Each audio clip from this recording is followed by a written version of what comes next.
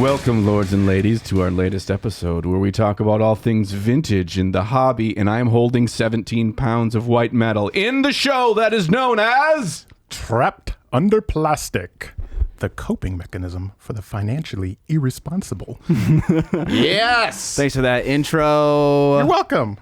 Water Bear and Don. All right, so we gotta have a guest today. Don Haney in the house. It's me. Don, who the hell are you?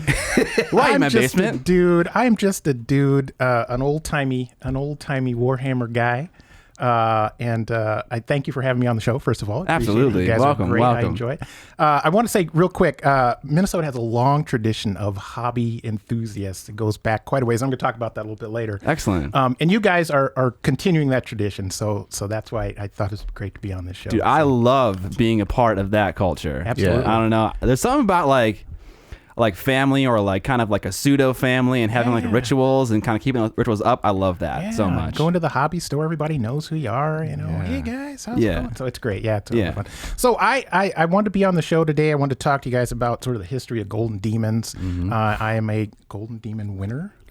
From way back in the day. Woo! Look at this. From 97. The old trophy. Look at this. From 97. Scott, were you even born in 97? Yes. Yeah, some of your audience probably is right. They're like, who's this old timer? And I bet some people are like super jazzed to see you too. Because they're like, finally, someone who's not an idiot on the show. Well, I don't know. Well, that's yet to be seen. We'll see how that goes, right?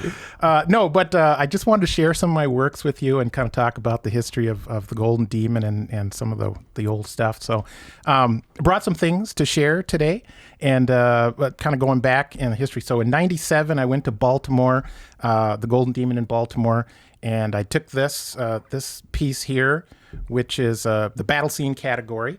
And I was really into the Warhammer lore. So this is the Kislevites versus Chaos. Heck yeah, and it's dude. called, you can't read, it's called Ambush at High Pass. Nice. And so, there's a map, the old Warhammer map, and you could kind of scope things out. And there's a place actually called the High Pass. Yeah. And so I kind of had envisioned this really neat scene where they were going through the High Pass and being ambushed by the Chaos warriors and beastmen. Of note about this piece is that back in the day, there was no internets. So you couldn't order things. If you want to order bits, you had to call England at like 3 a.m. our time. You get Nigel on the phone and, tell him what you want, and they would ship it. It would arrive like 3 weeks later. And so if you wanted special pieces, you pick them out of the catalog. So that's all this stuff some of it is converted. Okay. But I wanted specific pieces for the diorama. So so that's how that came about. And I'm sure we'll hear more about that later. Yeah. I'll tell you more about that later. I got so many questions. So many questions for Don. I hope I have answers. I don't know. So that was in 97. And then in 2002, they did the first Chicago Games Day Golden Demon. So I traveled to Chicago and I did that piece in the single figure category. It's called Lusheng, Warlord of the Dreaded Woe. And again, using the lore of the chaos realms, the chaos world, they had for the first time had listed tribes of the Chaos Wastes. Yes. And the Dreaded Woe was one of the tribes, and it was near Cathay. So it sort of an Asian influence. So that's how I got the idea to kind of do that. And that piece is made up of about 9 or 10 different model parts. It's all plastic. There's Skaven bits, there's High Elf bits, there's Dark Elf bits. There's Chaos bits in there, and it was great because you could cut all the plastic stuff up and get it to fit. You can't really do that now the way they mold them, but so that was kind of a fun piece. That took second place. So I got the silver. Jen Haley, I don't know if you know who Jennifer Haley is. Jen Haley took first in that category and then won the Slayer axe. There was no sword that year; it was an axe. Okay. Whoa! So she won the Slayer axe. So I didn't feel so bad because that probably felt good. Yeah, it's like you lost Jen the Haley best beat in me. show. Not too bad. So that was it. And then there's a couple other things here. I got back into I got out of the hobby for a while for various reasons, and then I got back in, and I think this was like 2011. At some point in your life, gentlemen, as a hobbyist, you will realize that you want to do historical pieces. It's a disease. You can't avoid it. It'll happen. You're going to wake up one day and you're going to say, I got to build a tank. You're like, man, I want to paint really tiny figures. Exactly. Yeah. You'll be, I got to build a tank. And so you'll start doing historical stuff. So that's where I went with this. This is an interesting piece. I saw something about 761st Tank Battalion, which was one of only 3 African-American tank battalions in World War II. The military was segregated at that time, and so they had their own tank battalion. a very storied history. I won't go into the whole thing, but I thought this was an interesting modeling project. These are resin pieces with resin head swaps, that the African American heads that I was able to swap with the helmets on and stuff. So that was a piece that I did, and that kind of got me back into the hobby.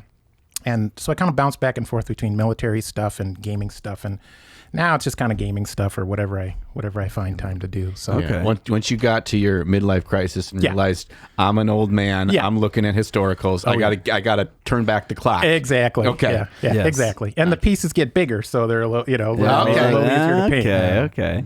Well, thank you for you're the welcome. more on topic preamble ramble that we have. But we want to hear more about these pieces a little bit later. Yeah, we'll talk about it later. But yeah, so John, you got anything for our preamble ramble that is not miniature painting related, please? Yes. Oh, thank God. Yeah. Thank God. Don is being a professional here, and we need to stop this immediately. I've got two quick things. The first one is just a news update, and the second one is a story. So we're ready for story time. All right, so he's got two items. So he's cheating already. Yeah, see? This is what I do. So I've made it official. I've let the universe know as of the recording of this podcast today, but it will be about a week in the past by the time you guys can hear this, that I have quit my job. What? I quit my job. If I had one of those popper things, I'd pop it right now. Yeah. And just deafen everyone. Yeah. We could do whippets. Okay. No. Okay, Let's not do the that. same. So you're retired, is what you're telling me? Yes, I'm retired. Okay. I'm probably too young for Social Security, but by the time I can retire, that'll be gone anyway. So Probably too Probably so. young, or right, I don't know. you're I'm like 60. I'm I Benjamin think. Button. I just go in reverse. Okay.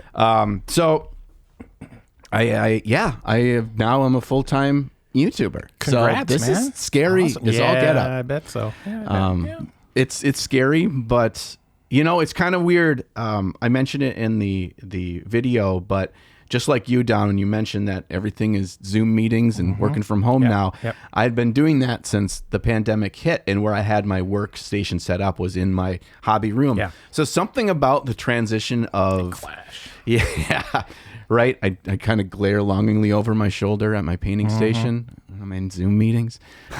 You glare at it? Yeah. One time, oh my gosh, one time I was in a group meeting. This was not long after the pandemic had started. I had started my YouTube channel, and I was behind on getting my video done. And it was when I painted the giant dragon without an airbrush. The big 3D printed dragon without an airbrush. I painted in oils. I was in a meeting painting that thing. Oh, wow. I didn't realize my camera was on. Oops. And my coworker sends me a message, and she's like, "Are you painting something right now?" I was like, Dude, did your heart just sink at that moment? I don't even care, though. I was just like, whatever. Really? Yeah, and that was kind of the start of like introducing to my people at work what I was doing, because they always had questions. When my camera's on, you could see like big lights and microphones and like a whole bunch of art stuff in the background. And so I was never shy about sharing like what I did. And so when the transition came, when I had the meeting with my boss to tell her, she was like, "You know what's interesting? We had a meeting just a week ago with her boss, so my boss's boss, and they had to do they do a report like every 6 months, a flight report is what they call it, and that's the risk of anyone on your team leaving, right?" And John she's was like, in the That's what they call it, the flight report. Right. He was in the red They're zone. going to flee the scene, yes. that was the funniest part that stuck in my mind is what they call that. Yeah. And she's like, "I actually brought your name up, not because I thought that you would leave for a different institution, but just because you just seem so passionate about this thing that I thought maybe this would happen." So the conversation went really well with my boss, and she's like, "I'm just so happy for you, and it was like, this is awesome. I'm so jealous because you get to do a thing you really want to do." Yeah. And so I was, that really made the whole process so much nicer. Oh, yeah. But going back to it, like, I'm physically in the same spot that I've been at since COVID hit. Yeah. And so it doesn't feel like a big difference to me. Like, same physical location. Like, if I would be like how it was before COVID, where I'm putting on a full suit and tie and I'm driving to downtown and I'm in this very professional environment, going from that to being in a sweatshirt in my basement all day, every day, that probably would be a bigger jump. But I'm So you turned a excited. classic Zoom faux pas Yes. into an opportunity, Yes. and now you're doing what you love. Yes. So And that's so we awesome. had my going away meeting at work, which of course was over Zoom. Everybody Sad. came into the Zoom meeting, and they had different snapshots of stupid faces that I have made in my videos as their background on Zoom. Oh, wow. That's so hilarious. I was like, wow. I thought you were going to say they had different snapshots of models you were painting while on Zoom, because you'd actually done it more than once, but only realized it that one time. Yeah, apparently they are much more interested in the stupidity that I do than the actual content itself. Nice. They're not really interested. It's not, medical field, not a whole lot of nerdy people. There are actually quite a few through in the institution, but in our HR, not so much. Not so much. Not so much. HR is normal people. They're boring people. Yeah. Whoa. Hope no one watches this podcast from your old job. I just flamed you. All right. That was your first Preamble Ramble. Congratulations. Now what's the second one? Oh, did you have we want to break it up? Did you have one? No, I'm just gonna snip myself from this section. You just sit in the corner. Yeah. All right. I want to talk about pigs for a Tiny second. Scott. Okay. Yeah. Let's hear it. Don, do you like to consume pig? Pork. Pork bacon. chops, ribs, bacon. I've been known to eat a pork. slab or two of, pork. Yeah, okay, all right, good. In various forms, Okay, good. I didn't want to, impose this thoroughly graphic discussion that's about to happen. Yeah. Okay. This past spring, my brother, who is you in the audience may or may not know that Daryl, character from my YouTube channel, is based off of my brother. My brother is very much. Daryl's not a real person? He is a real person. But Daryl's my cousin, and he's a lot like my brother. I gotcha. Okay, gotcha. But Daryl grew up in the South for a while, and then just recently moved back. So that's why he's got the weird accent. But anyway, my brother's very much an outdoorsman. Okay. He just loves to kill things, animals, and he loves to spend time outdoors. He lives in the woods. He lives. He has like farmland that he rents out to his high school friend that's a farmer. Anyway, he had an idea. Pause. I love how you had to specify. You were like, he likes to kill things. Pause. Animal. I was like, oh, okay. Good to clarify. Yeah, your brother isn't a murderer. That's good. It's not a murderer. No, that's why we got the pigs. Okay. Oh, yes. Jesus Christ. Go on. It's darker and darker. So he decided that this spring he was going to buy 3 piglets and raise them to slaughter. Oh. So we got 3 little pigs, and they were cute little pink, beautiful, fleshy skin little things, about 8 pounds each. 3 of them. We're going here. In the spring. I know where this is going. Yeah. It's crazy how fast pigs grow. Yeah. It was. I mean, I knew they grew fast. I knew for how much pork Americans eat that they had to find a way to have them grow fast. I just thought it was all. They pumped them full of steroids and stuff, but naturally they grow really fast. Now that probably could be through raising pigs a certain way, so they over time the generations they get the genes, so they're made to grow fast. It's an evolutionary process. Yes. Yeah. So when we got them in May, and from May up until last Friday was their last day on this earth, they started at about 8 pounds and they were over 300 pounds. Whoa! Yeah. Huge. And they got to a certain point where they weren't mean. One of the 3 was mean because he was the runt and he was the male and he was an asshole. So he deserved it, is what you're saying? Yeah, he deserved it. The other 2 were really nice, gentle girls. He had it coming to him.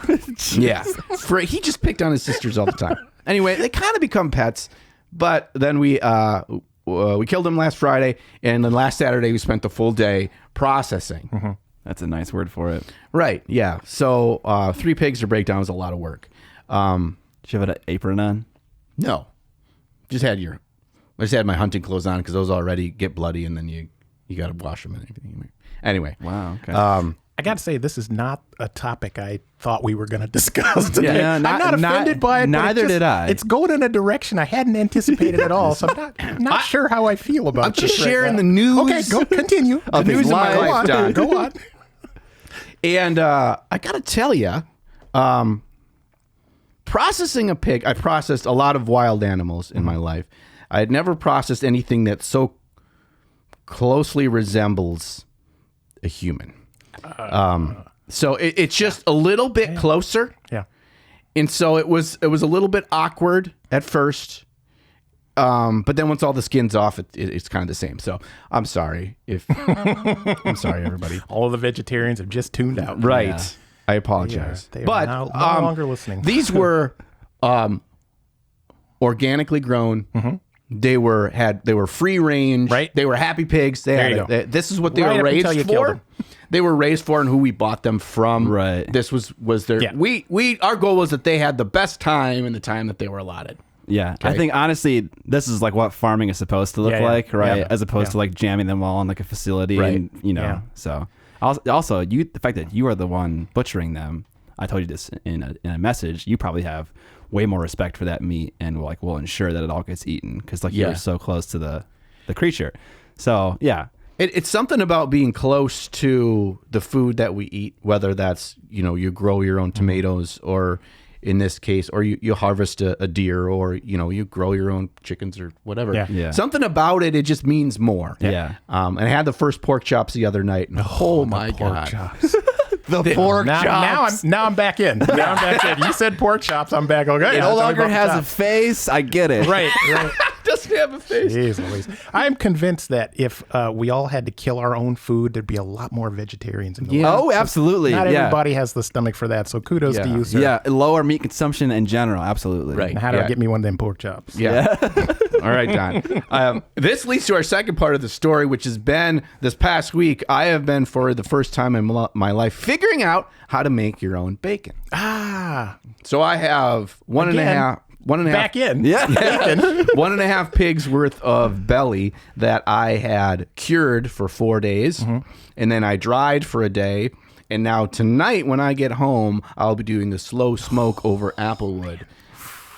Until they're 150 degrees internal temperature. Beauty. And then on Sunday, I'll be slicing. Do you have a vacuum sealer? Are you going to vacuum seal and freeze them? Or My brother does. Okay. I'm just bringing them up and I'm doing the hard work. honestly, kind of, yeah. He's just going to seal them up for Right. you. But here's So the you can key. distribute. Here's the key is that I'm doing all the hard work in the bacon, but I get like a half pig's worth of pork in. That's a lot. Yeah. That's like enough. 150 pounds of pork? What is that enough for? Like a year and a half of pork Well, I eating? share too. Oh, okay. So I'll sure. bring some over. You guys want some? You want some chops? You want some bacon? I will take anything you'll get. The same. Yeah. I would, Okay. anything you want to part with. I'd be happy All right. to try So that homegrown bacon. I have about 40% confidence that I'm doing this right, but the internet's telling me I'm doing it Now, right. wait a minute. So I can't. Yeah, maybe I don't want it. Botulism is still a thing. Just make sure it's cooked. And I think we'll be fine. I'm sure the internet can't steer me wrong on how to make bacon. we'll be right? fine. Yeah. Right. I'll eat it famous last first. words. Words of confidence. I'll eat it from first the guy before I making get the beat. Okay, yeah. Well, you already ate it, so we'll see. I had the pork chops, and they were delicious. Here's the thing. We'll see in 2 days if you're like dying. Here's the thing. I had them on Tuesday, so Oh, it's okay. Friday today. You're I'd totally be dead good. by now. Yeah. It tastes like a pork chop, but it just tastes like you had a little dial somewhere, like the little God dial, and the God dial in the back. God just turns it up to 11. The porky flavor. Yeah, it's just it's juicy, it's yeah. moist. The flavor is just like in your mouth. Didn't sit in the grocery store for 3 or 4 days. The fat, because you have like a fat cap, right? Because pigs got a nice fat cap on the outside of the meat, and you keep that, and that just kind of melts into the meat as they cook. Woo! Woo! Yeah, so worth it. There's John. That's the piggy story. There's Uncle John's little sidetrack for today. Holy smokes. I probably set us off track by quite a bit. So let's get back onto the next aspect of the podcast. What are we talking about? Painted. And I want to go first because I haven't spoken in a while. Please do. Yes, thank you. I want to know what you painted. Okay. I don't have it with me right here. It's upstairs in a closed room, but it's a Seraphon. I painted a lizard man. My first ever lizard man. Lizard. Can I just say that? I think they're stupid.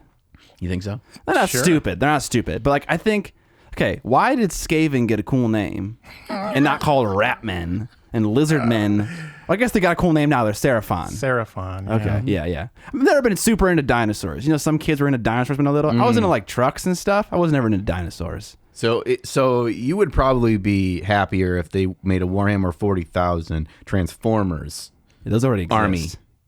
You know, and then you would be like, oh, the truck, robot. Yeah. Yes, definitely. I'd Isn't buy that that. the Tau?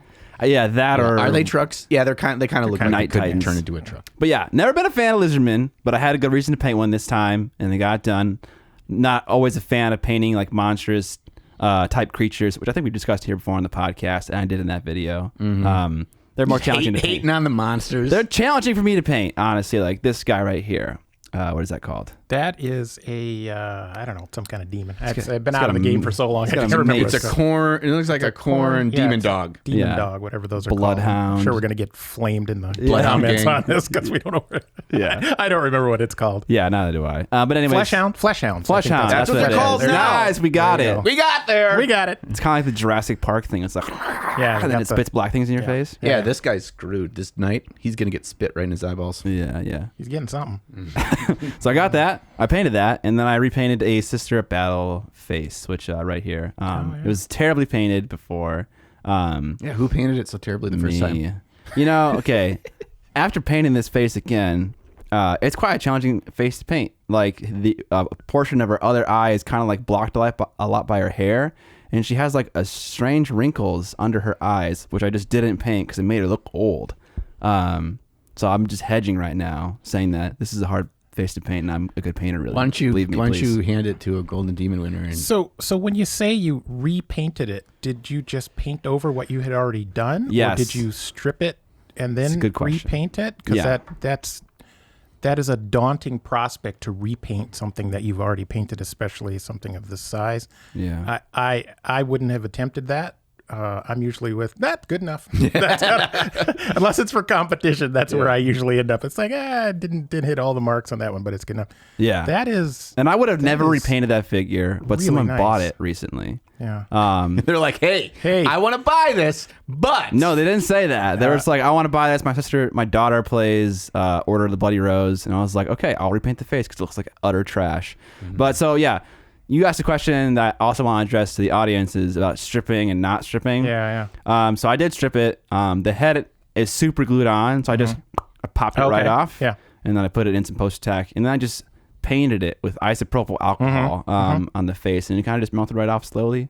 I had to get some other bits and pieces out with like some bamboo, like sharpened bamboo. Like there was some paint stuck in like her tear ducts, and so I kind of scraped that out. And bamboo doesn't really scratch plastic much. It was a very, very nice model. Thank That's you. Very impressive. Thank you. Yeah, I had a lot of fun when I painted it the first time. But yeah, so I repainted that face. You don't get to say that often. I had a lot of fun painting that the first time. Yeah, the shield especially because GW is kind of going in this direction where like every flat surface has like sculpted detail on it. So like for like instead of freehanding anything, like you can just paint it sculpted thing, which is great for like the general painter. Right. But I wanted to kind of test my freehanding skills, so I just like flattened it all off, and then try to do a little Bloody Rose freehand. But yeah, so I painted that face and painted a lizard man in the last 2 weeks. How about you, Johnny boy? let's have Don go because I just talked for a long time about pigs. Okay, Donnie boy. There was I a love long this. discussion I got about Don pigs. I'm John. recalling it now. You forgot. I'm traumatized by most of it, but however, I was back in when he said pork chops. I have been working on some models for a game called Don't Look Back, and it's a 80s horror themed co-op game where you play as teenagers from high school or what have you, and they're running around the camp or the forest being chased by the murderer. And it has some really fun game mechanics where you can trip and fall in the forest as you always do in the film. And Yeah. so it's kind of a neat game. I haven't played it yet. I've watched it played, and I've been working on scenery and terrain and figures for that. So that's what I've been working on the last few weeks. Prior to that, I think I spent the last 2 years working on stuff for Frostgrave. I was just about to launch my Frostgrave campaign when the pandemic hit. So I said, well, I'll just keep working on stuff. Yeah. And I finally got tired of that because we never get to play. So, Okay. Yeah. so Don't Look Back. That's where I'm at. All right. Wow. Very cool. I have questions about Don't Look Back. Okay. Is it play on like a board, like a Warhammer board? Yeah, like yeah. a 4 It's by... 3x3. 3x3. Playing on 3x3. Yeah, and it's four characters against one killer. I don't remember what they call it, but yeah, it's 4 characters against a killer. It's a co-op game, and it plays in about 45 minutes to an hour, so it's pretty quick. And there's just scenarios and different things. So they've got Blacksite Studios is the company that makes it, and they also make MDF terrain to go with it. So there's like a whole cool. Camp Crystal with the yeah. campground. It's hilariously cool. Yeah, I was it's gonna really ask, fun. is there a campground nearby yeah. with a lake, Oh perhaps? yeah, there's all of that. Yeah, you can buy their game mat. It's got lake on it. Oh, nice. It's really cool. That's super They're hitting cool. hitting all the buttons on Yeah. that one. Yeah, it's a lot of fun. Do you have a mini for the bad guy? Yes. Okay. Are they always on the board? No. Because otherwise you'd be like, it's not scary anymore. Because I just see him walking over there. I'm like, I'm running over there. No, there's a game mechanic called jump scare. And, when you roll poorly, he shows up. Yes. I love it. That's so It's really cool. So I'm looking forward to playing that. Did you know that in Duluth there is a aquatic park that you are supposed to dive in the lake, and it's like there's like a playground underwater. And Mike Myers is down there, like a statue of him. Yeah. Oh, have you seen articles of that? No. So while you're scuba diving, you can see like Mike Myers just like down there, like that's kind very of strange. Yeah, it's spooky. There's like helicopters down there and shit, and fucking a murderer. How great is that if you didn't know that he was down there and you see that, I would just poop in my wetsuit. How many reports of bodies at the bottom of the lake do you suppose the local constabulary gets every year? Maybe they have like very clear signage, like it's not a body. Right, yeah. This is a prop. Yeah. Oh, man. Don't panic. Okay, what I painted two things. Last fortnight when I was over here for the stream, I started painting my little fell bat. I say little, but he's a pretty big bat. So that was really fun. On stream to paint that. It's kind of tricky when you're trying to paint. I can let you look at that, Don. It's tricky when you're trying to paint on stream and like interact with people and try to like figure out how to approach something. I was really struggling to figure out how do I approach these big surfaces of the skin on the wings. And they're not done yet, but I wanted to work the highlights where the light's hitting to feel like they are actually the skin itself is translucent to get that bit of a skin tone to go through there.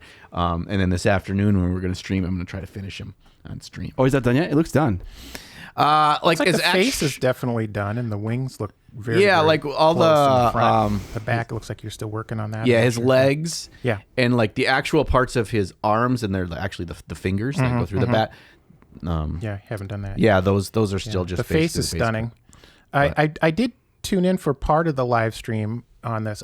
I was, you guys do your live stream when I'm working. So, see, that's the best time to do it. I can't really, you have a second I have screen it on up. and then I got a Zoom meeting and I can't do the thing. So I watched it for a few minutes and I was watching you doing some glazing on this and the glazing was so subtle. I couldn't tell what you were doing, but it looks like you were adding the pink tones to this. trying to add so the reds. multiple layers really came out nice on this. You've got that nice transition.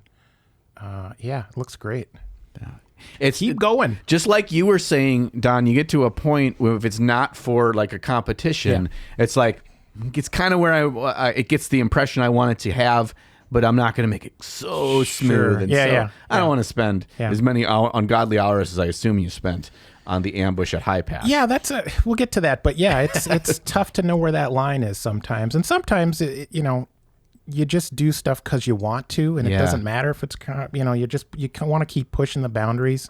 I do less of that these days, but occasionally I find that, especially if it's a really nice figure or it's really coming together the way you want it to, you kind of just keep pushing, and see where you can get with it. But that looks great. It does. The other thing that I painted, and I didn't bring it here because I always forget to bring some of my stuff, is for my next video, which will have been out by the time you see this, and that's painting a figure with only dry brushing. And so I painted a 40K Plague Marine with that, and I gotta say, I had way more fun doing that than I thought I was going to, because I kind of had set my expectations low about what I was able to achieve, and I started to go through it, and I was like, I actually am figuring out that this is a tool that I may have to use slightly differently than when we just assume how we dry brush things, but it can still achieve really interesting textures and building up of light and volumes of things. And I got it done in like 3 hours. And it looked like, if I was just painting something a traditional way in 3 hours, this looks better than that would have looked, which is surprising. But it kind of has a ceiling, I assume, that you can't, unless you're going to put a bunch more hours and do a lot of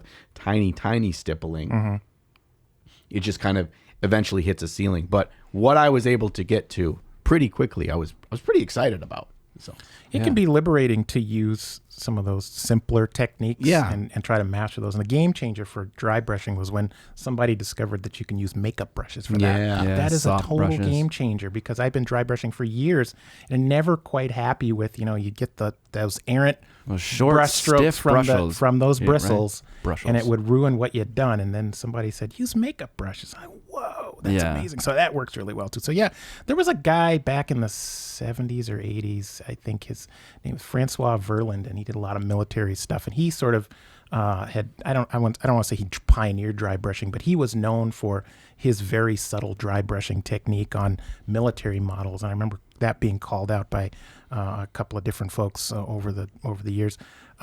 So that's a technique that goes way back in modeling, and just finally it took us till now to figure out makeup brushes was the key to unlock that. Yeah. And like a more modern example is someone who really uses dry brushing to like the next level is Bohan, a Polish painter. Oh, yeah. He has videos on the internet, actually, we can link down in the show notes, where he shows kind of his process. He's super good at freehanding, but also the way he gets textures is like multiple layers of this specific kind of dry brushing. So that's cool. All right. Cool stuff. John, you have any thoughts on hunting? I mean, I've done my fair share of hunting. What about hunting orcs? I mean, well, I'm never actually... Because I have the Kickstarter just for you. I feel like this is an ad read. Well, you'd be right, because this episode is sponsored by Zaba Art, who's bringing us the Kickstarter called Trophy Hunter. Yes, this is the brainchild of the wonderful Lucas Zaba, who comes all the way to us from the Czech Republic. Trophy Hunter includes busts, massive busts intended for academic purposes. What I mean by that is that these figures are meant as a sort of canvas to grow as a mini painter. Experiment with ideas that are only possible on larger scale figures like textures, all while spending your time painting one of the more important parts of the mini, the face. Lucas is invested in the educational component of his Kickstarter, so each backer will also get a bundle of videos from Miniature Art Academy, a Patreon whose focus is on technical display miniature painting and features some awesome painters like Alfonso Heraldez, aka Banshee, David Basilisk, and more. There's also a 16-hour painting video of simple and quick techniques by Lucas painting one of his busts using oils and acrylics. Each bust comes with a little backstory as well to inspire the stories you create in your favorite role-playing game. Hang these heads on the imaginary, or real, tavern that every epic adventure inevitably starts in to enliven your world. You can find all the links in the video description or the show notes if you're listening to us on a podcast locale. Thank you, Lucas, for sponsoring this episode. Let's get back to it. Okay, so this topic is going to be absolutely carried by Don, because John and I have no idea about old school Golden Demon and all the details therein, all the juicy stories. So it's story time with Don right now. Holy smokes, that's a lot. That's a no lot. pressure. We're not going to say anything for the next 45 Thanks, minutes. guys. All right. Well, I think we should start with what is the Golden Demon, right? Sure. So Hell yeah. I did a little research dug into my old White Dwarf archives, which go back to, I don't want to say how far they go back. So I want to talk about mainly the U.S. Golden Demons, because it started earlier in England. I think it started in 86 in England. Wow. And started in 91 in the United States, from what I could find. So 91, they had a Golden Demon competition. That's what they called it. And they didn't say, again, I looked in the White Dwarf, it didn't say where it was. I think it might have been in Baltimore. So 91 and 92, they had a Golden Demon competition, and they were separate from the Games Day. Games Day didn't start in the U.S. until 93. So the first Games Day was in 93, and they had the Golden Demon as part of that. 94 and 95 were two weird years, because the overall winner actually didn't win a Slayer sword in the United States. They won two unique trophies those years, which I thought was fascinating. Wow. And one of the guys that won in 95 was a good friend of mine. His name is Jeff Wilhelm. He's now the owner of Dragon Forge Designs. He does the resin bases. Yeah. And Jeff is from the Twin Cities. Originally. He's lived in Cincinnati for a long time, but he's from the Twin Cities.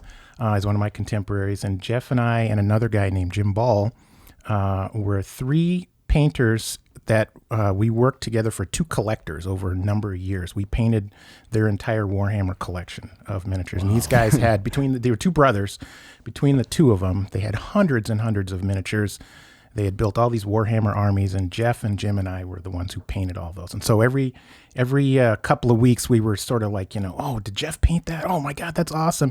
Jim painted that. So we were always like kind of notching each other up. Yeah. So we were competing amongst ourselves, unwittingly. And then Jeff went to Baltimore in '95 and won the overall trophy. And I said, damn it, I need one of those. So in '97, I finally made it out there. Traveled out to Baltimore with this piece right here, the battle scene category, and I picked battle scene because I had to sort of I started as a scale modeler, and so I was always fascinated with dioramas and telling a story and that sort of thing. That was always sort of my forte.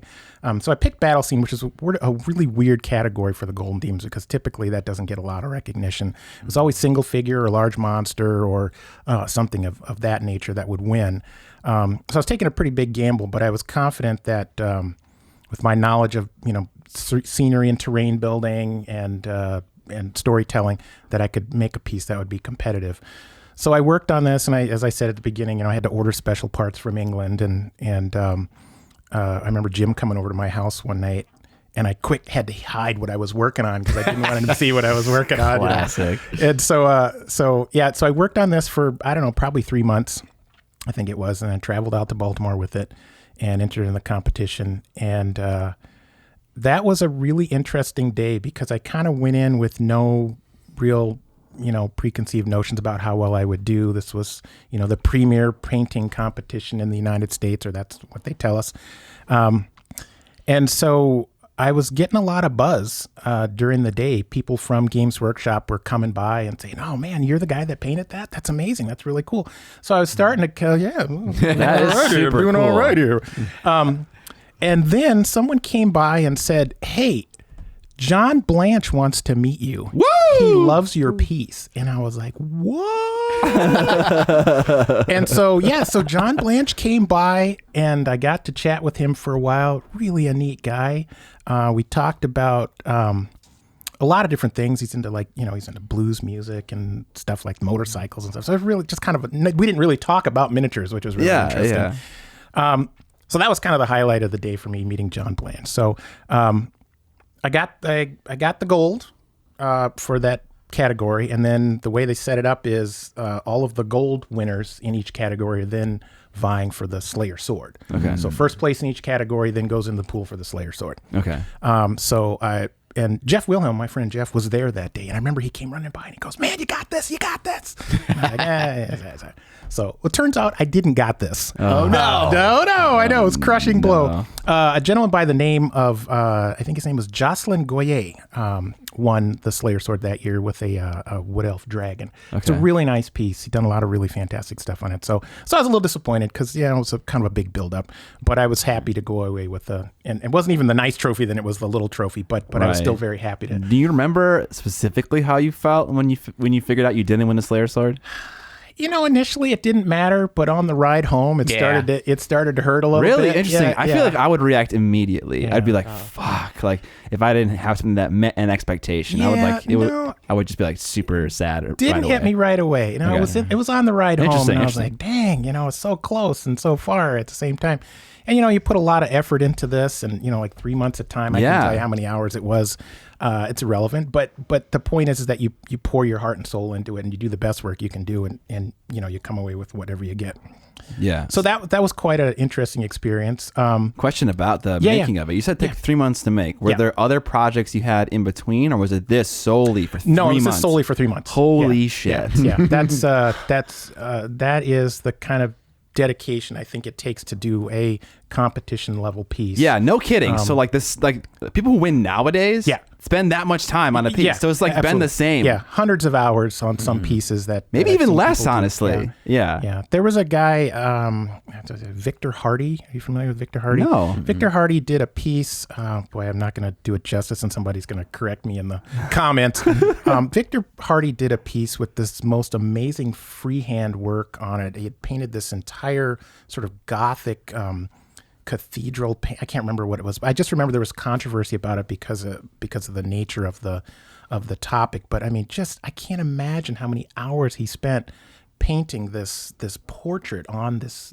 Oh. I think it was on a dreadnought or something. Okay. I'm probably doing a complete disservice, but Was I it just remember reading about how many hours he spent on that Yeah. piece, and it was just mind blowing to me. Was there nudity in it or some kind of violent thing in it? I think it had overtly Christian themes, and I think they were concerned about that. I think I've seen this, yeah. I'm barely remembering it, but I think that's what it was. Okay. But I just remember the controversy was not the point. The point to me was how much time he spent making it. Right. And then he decided not to compete with it because of the controversy. Okay. So, Well, wow. In any case. Dude, power to him if he'd be able to put that much work into and not enter it. Yeah. So that's how that came about. Excellent. So for audio listeners, I don't know if we said it, a battleground scene. It's called a battle scene is Battle the category, scene. right? So it's a diorama. It's a diorama, yeah. That depicts you'd have to have, I think there's a minimum of 5 miniatures. You have to have 5 figures on a scene on a base showing some sort of conflict. And so I think it was one of the harder categories because it involves so many other skills besides just miniature painting. Which is another reason why it took so long to do it. Because of the base and the scenery and everything. Right. But again, people spend as many hours on a single figure, especially now. Some of the stuff that I see now is just mind blowing. Yeah. So that's that one. That was in 97. Is this it? Is that the gold? Yeah. So, it was the Greater Demon. Yeah. So, yeah. It looks like a very Roman Catholic. Right. Yeah. Flag. But I mean, just look at the freehand on that. It's just mind blowing freehand. The whole thing is it's just mind blowing. That's like Kirill Kanayev level of freehand. Yeah. And I don't know what year that is. That's amazing. 2010 is when this post was made here, but I don't know if it was how much earlier. Oh, wait, no, submitted 2006. Yeah, so it's around the time, and it was toward the end of my competition days. Okay. So I didn't compete again until 2002 when I went to Chicago. That was the first year of the Chicago GD, so it was a little closer, a little easier to get to. Yeah. And at the time I was working for a local company that was selling Warhammer products. They were 4 local stores. We were a Warhammer, Games Workshop retailer, and I was working in the capacity of, promoting the product, and so we were doing all sorts of, smaller tournaments and game events in the stores and so forth, and we really had kind of built it up. We had a pretty good relationship with Games Workshop Baltimore, and they said, "Hey, we want to do something at the Mall of America."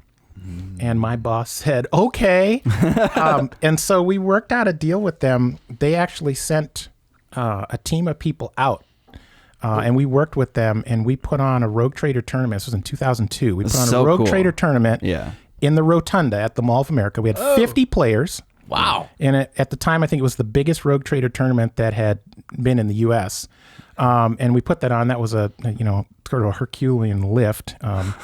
And the funny thing about that one was, so we were also selling product at the, the box games, the core sets, Warhammer and 40K.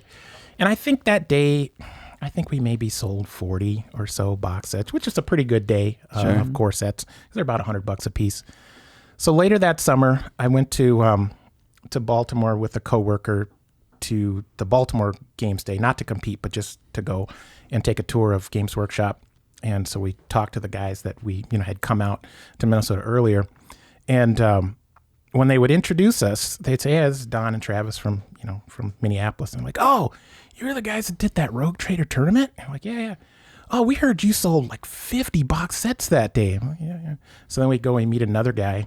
It's Don and Travis from Matrix. "Oh, you guys sold like 80 box sets that day, didn't you?" I think by the end of the day, they had us up to like 120 box sets that we had sold. We were legendary. It's just it's really funny.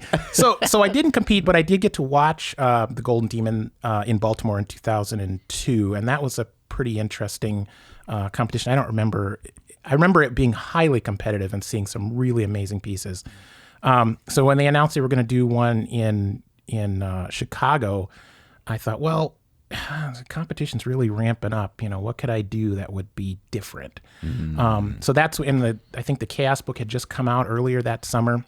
And like I said, for the first time, it had a map of the Chaos Wastes, which no one had seen to that point. And so it kind of opened up some new ideas about what things might look like and how, the chaos tribe sort of fit within the realm of chaos. So that's why I came up with the idea for this guy, because as I said, they had this tribe called the Dreaded Woe, which was near Cathay, which is the Chinese representation in the Warhammer world. And so I, got out my history books, my Osprey books of uniforms and things, and kind of came up with some cool ideas for what this guy might look like. So it's sort of a cross between a chaos marauder and with a sort of an Asian influence. Yeah. So again, I worked on that one for probably another 3 months or so, off and on. And this is not, hours every single night. Sure, this is, over a period of time. Yeah. But my main thing with this one was to try to get a really dynamic pose, to try to make it unique in a way that it didn't look like an off-the-shelf figure. And then, I hate to say it, but the painting was almost secondary.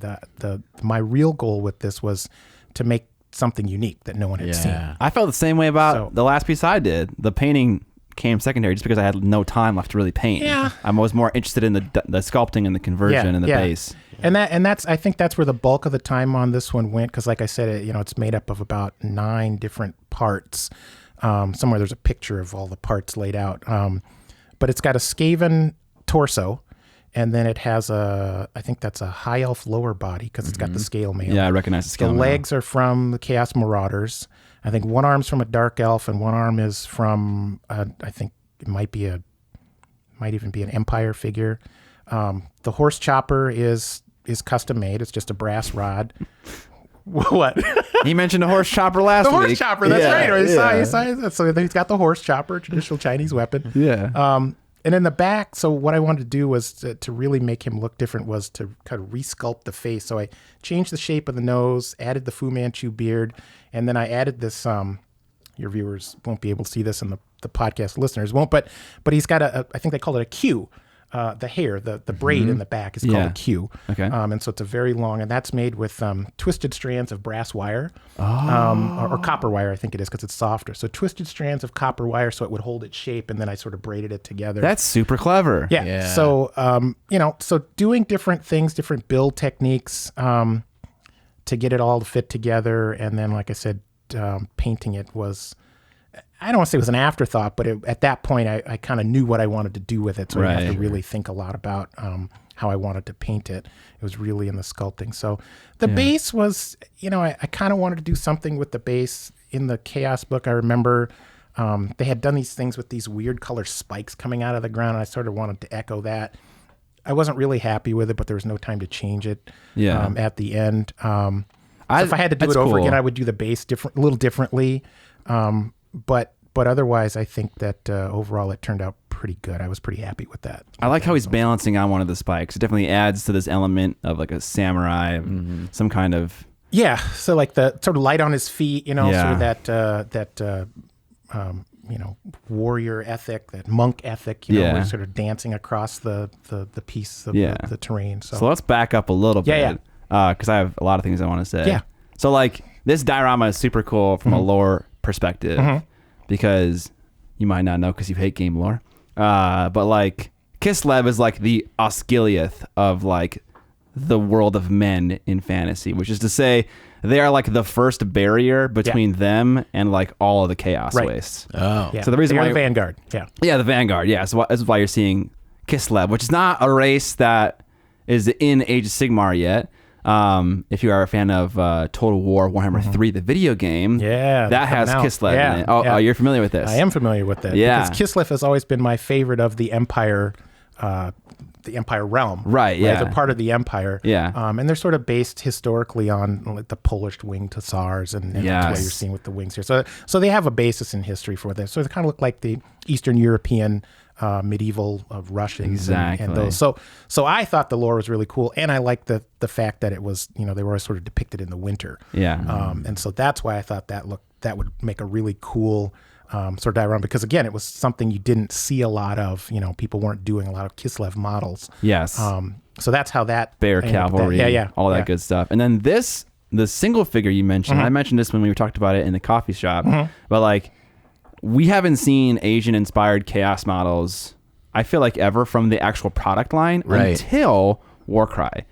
They came out with like those serpentine dudes. And so I thought it was super cool that Don had like this foresight of like, of course there's Chaos Waste near Cathay.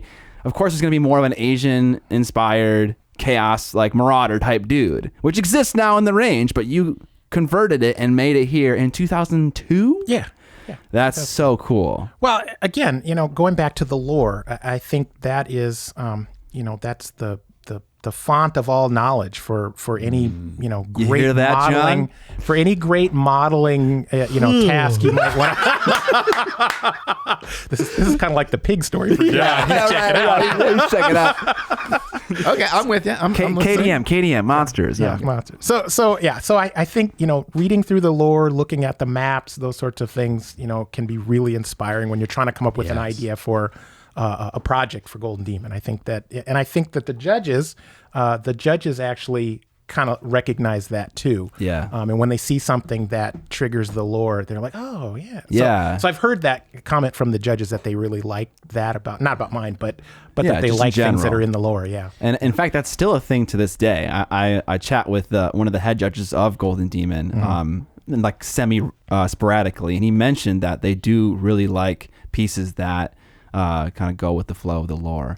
So that's so true. Well, they spend a lot of money on their IP, so they like it when you when you echo it for them. When you grease the chin. I think they even have somewhere, and I've looked at it recently, it's a part of criteria for judging, that it's described generically, but it says along the lines of fits within the Warhammer universe. Yeah. And I didn't necessarily interpret that at first read as like tying into the lore, but that's exactly what it is, Yeah. right?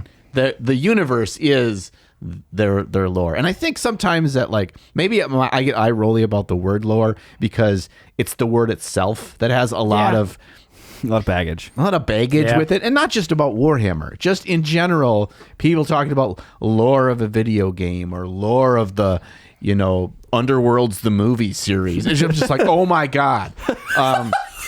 But it's not. There's something with more depth and interest to it, and so when Don describes it, I'm kind of like, yeah, that's kind of cool. Like, I want to find out about this place somewhere in Poland, where there's just beastmen in a cave and these guys are walking through. Like that seems more interesting to me. They kind of jump.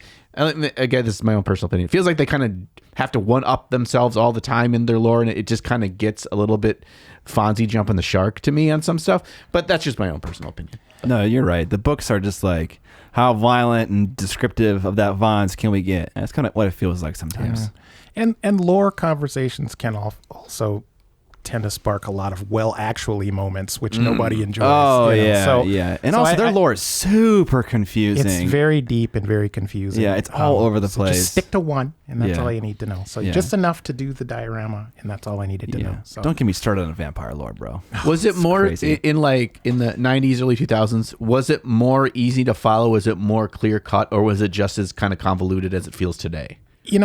That's difficult for me to answer because when they switched to Age of Sigmar, I was out. I had a lot of time and energy invested in the Warhammer world, and I'm one of the grognards. I love the Warhammer world. I love the realm, the lore, all of that. And then they ditched it and went to Age of Sigmar, and we were all like, "What the hell is this?" Yeah. So I kind of was out at that point. So I don't really know.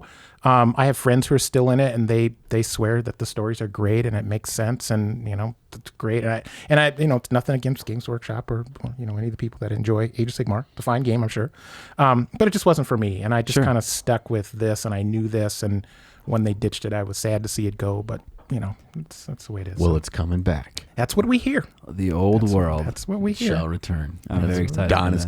You see, like that Kislev army's gonna be on the table, baby. Yeah, it totally is. Yeah, dude. We're gonna be at. I'm so excited. We at Golden Demon, 2026.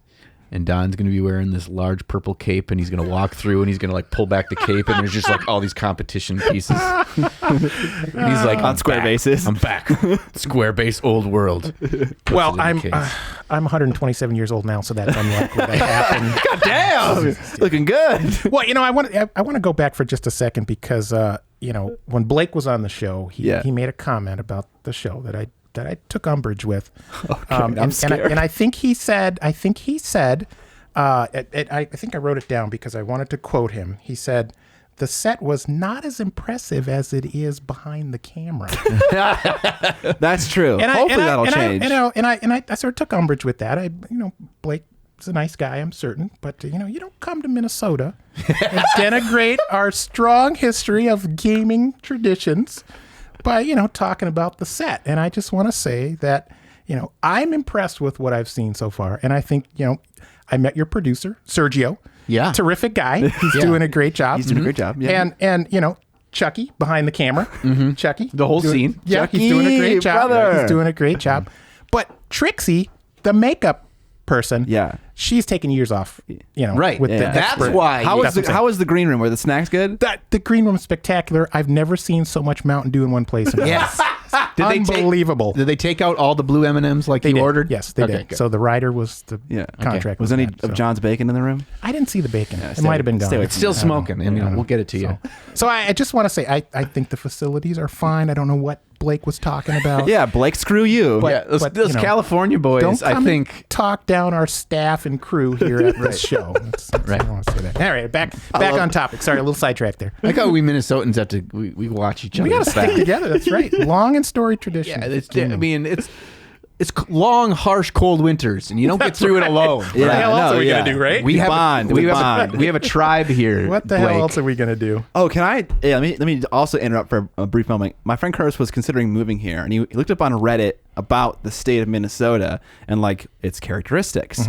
And people on Reddit, and I think it was so funny when he told this to me. He was like, "There is a very tribe-like mentality in Minnesota, so it's kind of hard to break into friend groups." And I was like, "What the fuck are you talking about? That's not a thing. Is that a thing? I've never known it to be a thing." But it was so funny to hear that and to hear you just say the same describing word. But Well, we have trial by combat. You guys know. Oh, all right, about yeah, that, right? yeah. If you It's want the chaos waste. Don had to murder someone to get on this podcast. Right. It's the chaos waste. Yeah, we It looks had like two. this We in the had winter. we had two sound guys. Now we only have one. That's why Don's here. That's what So, if you want to enter a friend group, right, you have to go out in the frozen north and you strip down to a loincloth. Yeah. And you can use any weapon at your disposal in the wilderness. Yeah. And then you come back after 2 full moons time in the blood of your enemy. Yeah. Yeah. That's how we do it in Minnesota. It's basically Sparta, apparently. Yes. Yeah. Yes. But then, Yeah, I don't know. then you're one of us. Yeah, that's how it works out. It all works out in the end. So we're talking about this piece. Yeah. Let's get back to it. Let's get back. Which to one? that. This one? Yes, because I think we haven't mentioned this thing yet. Oh, okay. Yeah. So, It's way more pretty in person. yeah, that's. I don't remember what year they started introducing those. That's a lot nicer trophy, and that's what people are shooting for Right. now. That's when you compete, that's what you want. And of course, you also get you get a picture of your model in White Dwarf, and I think that's the notoriety that you get for doing that. I know You there have was that issue? You have the issue with yours? in I it? do. Oh, yeah. I actually have it with me, and I'll show it to you later. Oh, that's so cool. Sweet. That is still a box that I would love to check. Yeah. Getting the picture of the model in White Dwarf is pretty cool. It's even better when they don't spell your name incorrectly. Oh, geez, did they spell your name which happened to incorrectly? me, but that's all right. Oh no. All right. But it got second place, right? Yeah. Okay. So it's a silver one because this figure was second place, and then of course they make them in a bronze color for third, and the golden demon is reserved for first place. So that's how it works. And I believe that's a resin casting. It's very heavy. Yes. It's got quite a bit of weight to You it. could definitely murder someone with this. You could club someone to death during the combat by trial. Yeah. Right, Yeah, exactly. You You could know, use that. Keep it in your backpack. If the sculpt of the GD trophy is the same as it was now, I don't know that. I think that it is. I wouldn't mind. Well, there are. they revealed that it's a new one. Oh, is Oh it? yeah, Okay. recently, yeah. It was supposed to be, I think, before they canceled it. Yeah, 2020. I think they were supposed to do it in 2020. Yeah. But then there hasn't really been a lot No, of there news on hasn't. it since. Nope. But it's still the same demon guy. But just a newer sculpt. Yeah. Demon guy. That's it. Okay, Yeah, sorry. that would make sense. To sing a little bit. There are several other Golden Demon winners in the Twin Cities. I don't know if you guys know this. There I are met the kid at Tower Games. Dylan Gawker. Yes. Dylan Gawker has 16 Golden Demons. What the fuck, And a Slayer Dylan? sword. Yeah. And there's another guy by the name of Bennett Blaylocktone. And Bennett has, I think, I did check. Let's see. Bennett has 13? What the fuck? 13 Golden Demons and a Slayer sword.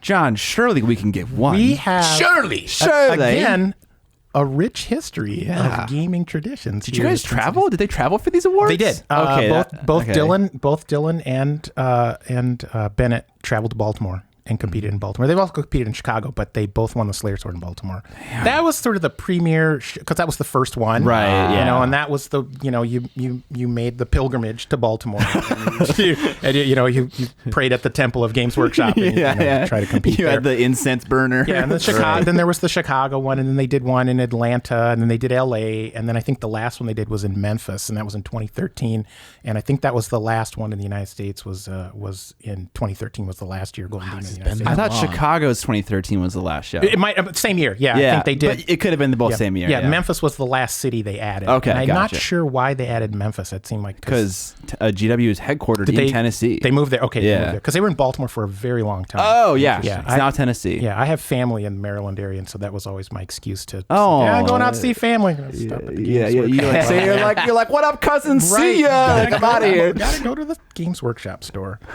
So that's kind of what happened there, and we've got a lot of other winners. Like I said, go down to Tower Hobbies, and Dylan's got a bunch of his on display down there, and they're, like I said, bronze, silver, and gold. He's got all three. I don't know where the Slayer Sword is. I don't know if that's at the store or not. But I didn't see it. It's pretty impressive piece. I think 3 or 4 years ago, not long after I got into mini painting, that I was there randomly just looking at stuff, and they have just an IKEA Detolf case, and I'm like, man, some of this stuff looks really well painted, and the owner's like, oh yeah, it's that him. Guy. He's up there working at the desk. Yeah. And so I went over and chatted with him about it, and he's like, I did a lot, and he hadn't painted this. I was probably about 2018 that I had this conversation. Yeah. He hadn't picked up a brush in 5 years. He just kind of, I'm done. He was a very young kid. What else is there to do? Yes, he was very young. He's a very young. He was like 16, 17 years old. What else is there to do? It's kind of like Tom Ailes. You just like Slayer Sword. Won a Slayer Sword and stop painting. Yeah.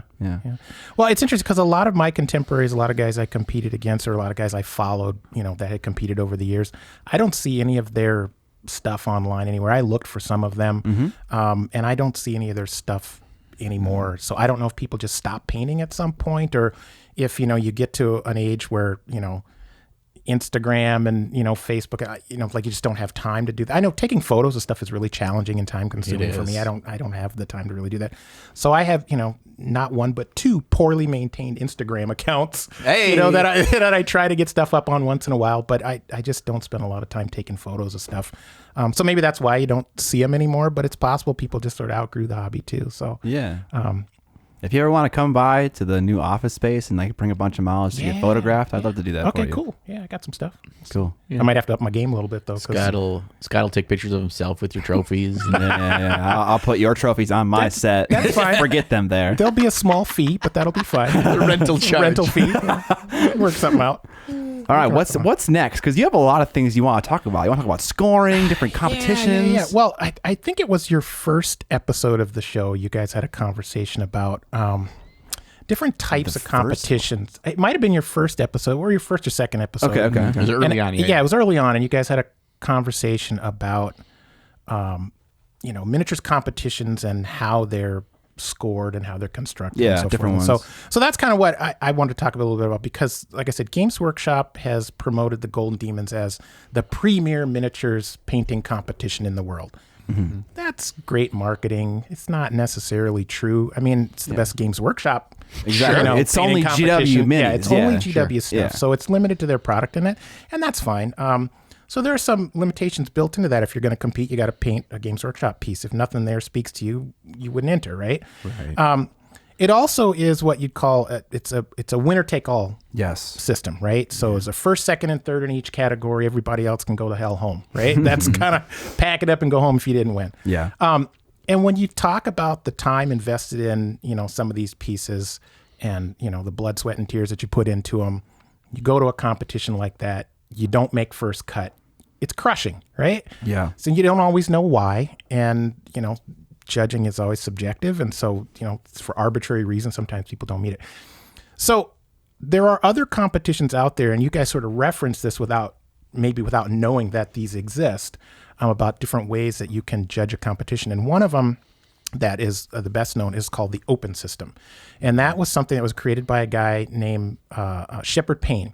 And Shepard Payne was you might recognize the name. I have his book on photography. Right. So Shepard Payne had a series of books. He was just a guy that was a model builder, a scale modeler, figure painter. And back in the 70s and early 80s, he put out a book called How to Build Dioramas. And it was more than just that. It was a book about, telling a story, painting and constructing miniatures, painting and constructing dioramas, photography. I mean, it was like the Bible of how to do hobbies, right? Ooh. It was really, really cool. And a lot of guys from my age group, swore by Shep's book and his techniques and so forth. So we learned a lot by using that. So Shep created this sort of scoring system, they call it the open system, that they use. It's the it's the Military Modelers Society of Illinois, MMSI, I think it is. And they are out of Chicago. And they put on a show every year, and it's an international show. People come from all over the world to compete. And it started out mostly as historical figures, larger scale historical Napoleonics and World War II and that sort of stuff. But over the years, it's expanded to include anything. Fantasy categories, Warhammer figures, tanks, airplanes, whatever people want to enter. But it's still mainly known as a figure show. And so this show uses a grading system where it's not a winner take all. It is less of a competition and more of a juried exhibition.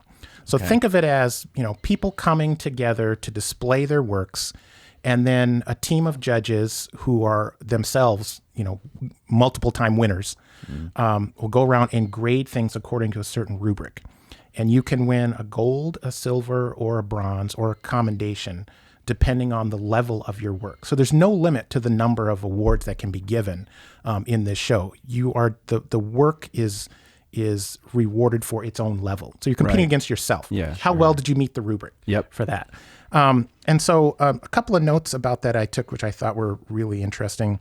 It has a basic category, and that's for painters of what they say modest ability. So even if you don't feel like you can compete with these international superstars, you can still go there and display your work and still, be judged and graded and receive a commendation award for it. Yeah. And then it has historical, a fantasy, and an ordnance category. So there's a minimum of categories. There's not all these different segmentations of categories. So it's a larger group of things. So if it's a vehicle or a tank or a motorcycle or a truck or whatever, it goes in the ordnance category. Yeah. Everything goes in the ordnance category. Or it can just be historical figures or fantasy figures. And then there are two levels in the advanced category. There's something called the painters class, which is the work is just judged on its painting. Okay. So not technical ability. Yeah, the technical ability of the painting itself. Yeah. And then there is the open, which are for conversions, like this piece would be a conversion. So anything that's converted or scratch built. There are guys that sculpt their own figures, and there's a guy named Bill Horan that does like mind-blowing sculptures, of figures. And so this competition or contest or juried exhibition, whatever you want to call it, is I want to say nurturing, but that's not really what I mean. It's just, it's a show you can go to and compete and be amongst fellow modelers without that sort of cutthroat. It's encouraging. Yeah. It can be discouraging for people. Yeah. And so unfortunately, I've never had a chance to go to the Chicago show. The field in which I work, we're always busy. It's around October of every year. And I've always been busy at that time and never able to go. But there is a group of guys from Minnesota, the Minnesota Military Figure Society, which I've known those guys for many years. And there's a core contingent of that group that goes every year. Many of them met and knew Shepard Payne. I never got a chance to meet him. But that is sort of, the pinnacle of that group. And again, they tend to be more historical figure painters and modelers, but not necessarily. I mean, there's guys that do aircraft and Gundam and all sorts of things. You can really enter anything you want. Yeah. So that's the MMSI open system. And then there's another system that is similar to that, and that's called the AMPS system, and that's the Armor Modeling Preservation Society, and that's geared more towards plastic models. and they have a ton more categories, but they're all sort of associated with military vehicles and so forth. And I think they might have a fantasy category or two. I'm not sure. But they use a similar system where they use a small pools of judges, and they're your peers. They're people who may have, have won in the past. And generally, that's who the judges will be. And they're small groups of peers, and every model is judged by your peers. And it's a scoring system. And I actually found this because I competed in an AMPS competition. I think it was in 2014. We didn't talk about that Abrams tank that I built. I think I showed you a picture of that Abrams tank. Yeah. So it's a kind of an interesting story about that too, but I'll get to that in a minute. So I brought this. This was the judging tally sheet, and I know your podcast viewers can't do this, but so in that category for what I entered that vehicle, there's a construction category, a finish and weathering category, and an effort and difficulty category, and then you're scored according to those, and the maximum score you can get is a 10, and so you're allotted points in those. And so again, it's just measuring the work against a rubric, and then whatever you score is where you're commended. That's the medal you get depending on where you score. So there's great feedback on here. They kind of make comments about your work. There's 4 different judges that judge my piece, and there were comments. You have all about the rubrics right there. What's that? Yeah, and you have all the feedback, right? Instead of going hunting down the judges after the show, and why didn't I win, and that sort of stuff. So it's a little more. It's just a little more encouraging for people to participate in those sorts of events. Now, unfortunately, I don't think that in the gaming miniatures world, because I mean that's kind of what these are, gaming miniatures. In the gaming miniatures world, that hasn't really entered the competition vein. They still prefer to do the crystal brush, still sort of a winner take all, and I'm not sure why. There seems to be this arbitrary line between sort of historicals and scale models and gaming miniatures about how the competitions are run, which I think is a little unfortunate. But I just want to say that you guys were right. There are other ways to judge models that doesn't have to send somebody home, hurting. Yeah, there is a con that does grade against a rubric. Actually, there's 2. I believe Monte Sansevino uses a rubric. And that's got a lot of roots in historicals as well. Yeah. That's kind of all over the place. Now it's like one of the biggest in Europe. And that was just this past weekend. Yeah, that's part of our news, actually. Right. And then also Nova Open in the tri-state area, Washington, D.C., Virginia area. They do a rubric as well. Oh, okay. But I was going to ask you a question. Yeah. I've always been interested in thinking about making a rubric for competing and like running my own competition and stuff like that. And I am a cutthroat competitive person. So I do love there is only one first, second, and third. Right. But I also love the quantification of art through a rubric and like being able to like measure it. Obviously it's subjective. You can't avoid that. Sure. So I was curious, what if you had a combination of the systems? What if there was this, and there was only a first place for every category, no second and third, and then a first place overall? Would the awarding of first place in a category devalue the medals you would get from the rubric? No, I don't think so. Okay. I think what you'd run into, though, because that's something similar was done when we would judge best painted at Rogue Trader tournaments. Okay. We had sort of a rubric, where you tick the boxes to make sure people had done what they needed to do for their armies.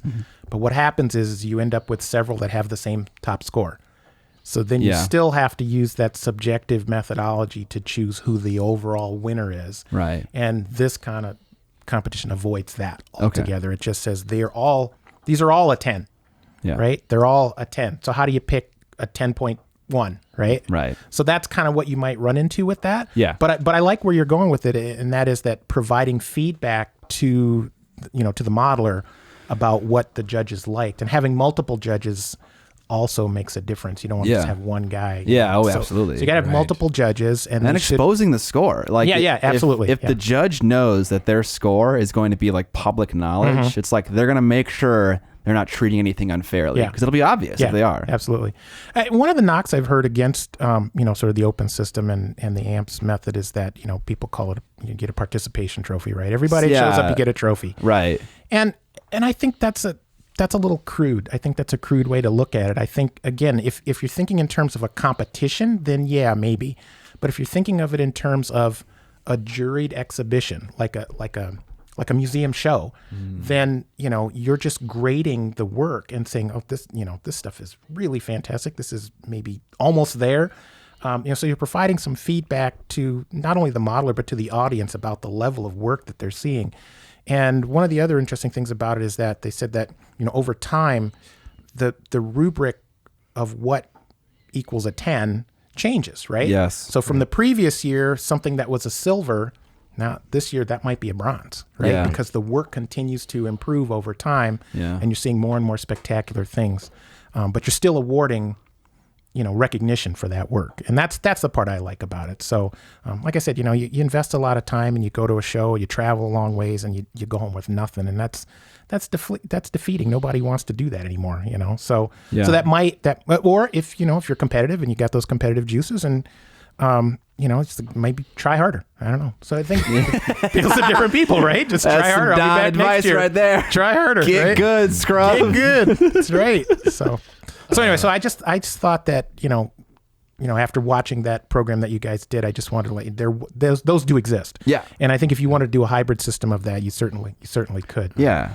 But I think providing feedback is really the key here. Yes. You know, When I look at this, Don, this is two things for me. One, it's hilarious to see what the name of the category was. Well, what is it for that one? It's C9 135th Korea to present. Holy, that is a broad category of things. I'm like, is that broad? I'm like, pretty broad. Man. Yeah. And be like, I don't know.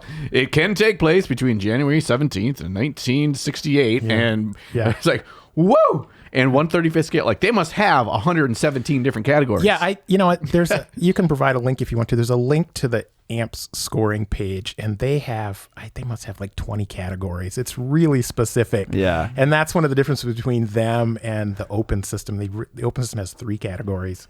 It's either fantasy, historical, or ordnance. And then there's, you know, subdivisions within that, but they wanted to minimize the number of categories to encourage more people to participate. The AMPS is geared really towards military vehicles, and you have to be specific about where they fit in. So yeah, we got about 10 minutes left. Yeah. Okay. So I want to ask questions. Yeah. Because you're an amazing resource. Thank you. Do you have any questions first?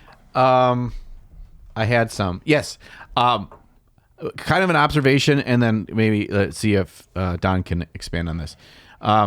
I thought, in kind of recently getting into looking at like Golden Demon and expectations and kind of what wins or what works really well, is I've seen that it's a lot about that this is the first time you've seen it experience, right? Whether that be, typically I see it as 2 things. One is conversion. So this is not a model you've seen before because it's converted, whether slightly or grandly. Or 2, the second obvious one to me anyway, is freehand. I've never seen anything like it because there's so much detail and extra. I thought this was like an evolution. This is where we're at now. Yeah. I see your stuff and I'm like, this is the way it's always been. Has it always been that way? Is it from your experience? I just want to, you know, yes and no. I don't think at the time we recognized that was happening. I remember non-metallic metal happened about 2001, I want to say. Confrontation made that popular, and there was 2002. Yeah, the first time I saw it in competition was 2001 or 2002, I think. And I remember seeing pictures of a piece and thinking that was mind-blowing. Yeah. And then seeing that same piece in person and going, what is this? And my take on NMF at the time, because again, we hadn't really seen it, was it looked great at one specific angle. And then when you turn it, you sort of lose that illusion. And so I didn't really see the appeal to that, but I see the appeal to it as, you know, a technique to be mastered. Sure. Right? So that is a painterly technique that you want to master. That shows your skill level. And I think that's why people gravitate towards it. Yeah, we were seeing stuff for the first time, you know. I don't think we were aware of what it was, but as far as freehand, like there's details on the axe and there's the shield and that sort of stuff. But But, now you see the stuff that people are doing. They're, full portraits on the back of cloaks and things like that. Right. I mean, I wasn't seeing that when I first started competing in 97. I wasn't seeing that sort of stuff. The techniques improve, the paints improve, the brushes improve. It's a continuous scale of improvement. And I would be hesitant to compete now. I don't know if I've got the chops to compete at the level of some of the stuff that I see now. And that's the other thing is, when this next one hits, there's going to be a whole backlog of really good stuff that's going to hit the shelf, and it's going to be mind-blowing, the kind of stuff, because people have 2 years to just sit around and paint stuff. And if they were planning ahead, thinking that the Golden Demon was coming up, you're going to see some pretty mind-blowing stuff. So. I mean, if you want to go even further back, it's since 2013 that a Golden Demon has come to the United States. Yeah. So and Crystal Brush is gone. Yeah, Crystal Brush is gone. Yeah. A lot of time, a lot of painters sitting around. Crystal Brush is interesting because, with that monetary award, that brought all sorts of folks out of the woodwork. Yeah. I mean, that was really, I looked at that and went, oh, no. Actually, I was kind of surprised that more of the sort of historical big guns didn't come out for that because of the money that was involved. I would have thought some of those guys that were known in that sort of realm would have competed. But again, I think there's that arbitrary line between, it's at a gaming convention. Right. I'm not going to a gaming convention. Sure. But I was kind of surprised that some of those guys, and I think that might have been their intent when they did it, was if we offer a prize award, we'll get a bigger pool. I think what they got was just a bunch of guys from Russia coming over. Got a lot of Europeans. Yeah, a lot of Europeans came over for that. So, but it's all good. Yeah, and it kind of, I mean, in retrospect, it kind of cannibalized itself, right? Because you had these big guns that would travel from wherever they're from and here, and they'd come, and it almost, at least this is my interpretation of it, it discouraged other people from entering because this level was so incredibly high. Right. You weren't kind of cultivating the next generation. Exactly. Yeah. People just said, I can't compete against that, and then they didn't go. Yeah. I'd rather have twice as many models in there in the case and just look at more cool stuff. Yeah. It got to a weird place too where it was like you had multiple people working on a single entry, which I did not like. So someone would sculpt it and someone else would paint it, and then they would use the tournament cycle as a way to advertise the new release of a very special kit. And so that just felt kind of weird to me always. Yeah. So if I ever ran a competition, I would make it a requirement that it was a sole creator, and if you found out that like it wasn't, you just eliminate it immediately. Yeah. There's a bit of disingenuousness in it definitely should be the work of a sole person that you then paint and then you win the award for that. But so you kind of touched on the question that I have, but I'll be more specific about it and also a little bit aggressive. Do you? Ouch! But okay, I'm in no way endorsing this thought, but I know that people that think this thought. Do you think this award in 2002 is less valuable than this award in 2022? 21? Ooh, that's a tough one. No, because I would say the level of that represents the level of competition in that year. Yeah. Right. The award you win in 2022 represents the level of competition in 2022. Absolutely. I think they are equally as valuable given the time in which they are set. Like I said, I think the skills I was competing against, the methods, the ideology, all of that was the tools of a time, right? Yeah. And that's why I said I would be reluctant to compete now because I haven't really kept up with it. Right. And the stuff I see online, it's just some mind-blowing stuff. And I just wonder, how do they do that? Yeah. So, when I feel stumped, I'm like, geez, what does the average person who just wants to enter for the first time, think about some of the stuff that they're seeing? So no, I don't think it's less valuable.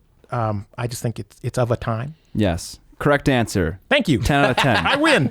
I just know that thought definitely floats around. Yeah. And it comes from a place of jealousy. It comes from a place of, well, you got it back when it was easy to get. And it's like, fuck off. Like, whatever. It wasn't easy at the time. It was, I mean, if you look hundreds back of hours, right? Yeah, if you look back on it, the stuff we were doing then probably looks fairly simplistic and a little cartoony, I would say, and not in a bad way, just the style of painting. There was a lot of black lining that was happening. There was a lot of dry brushing. If you look at, some of the photos, the colors were, less muted and more vibrant a lot of times. Yeah. Things just had and even the sculpts of the miniatures were a little bit more comical. I don't want to use comical. That's not the right word. There was humor. There was humor. There's in a bit pieces. of humor, but also there's a real element of fantasy versus naturalism or realism in some of the more current sculpts that you see. These were really gaming pieces. They weren't intended to be painted at a high level for a competition. That's just what we did with them. Right. Interesting. And so I think, now you're seeing a darker, more realistic style of miniature, and so the painting often reflects that on those miniatures. These we were just having fun with, Okay. I think one thing too, I tried to put myself in the shoes from 20 years ago. You have no access to YouTube of actual having tutorials. There was no internet. There was no